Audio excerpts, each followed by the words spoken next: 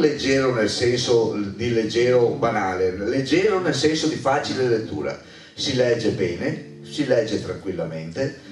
ha racconti brevi, quindi non è che uno deve seguire un filo logico, il filo logico c'è, ma i racconti sono slegati, sono fantastici, ogni racconto ha uno stile, non neanche uno stile, ha comunque un modello di fantasia diverso. Alla fine però ogni racconto contiene una morale e alla fine ci si è divertiti leggendolo, contemporaneamente si è anche trovato dei motivi, degli spunti di riflessione, perché lui ha dei concetti, ha dei sentimenti, dei concetti che dovrebbero essere un po' di tutti, che sono molto semplici ma sono molto interessanti da scoprire. Quindi io vi consiglio, è un libro che potete fare come un bicchiere di buon vino per il Veneto, un buon bicchiere di vino che va sopra cargato molto tranquillamente, te lo bevi, te lo fresco, te stai bene. Quindi è un libro divertente, nel senso che non è pesante, è un libro che però vale la pena di leggere, quindi vi consiglio di prenderlo, anche perché non è un investimento enorme, perché lui è stato molto onesto. Ringrazio El Canaia,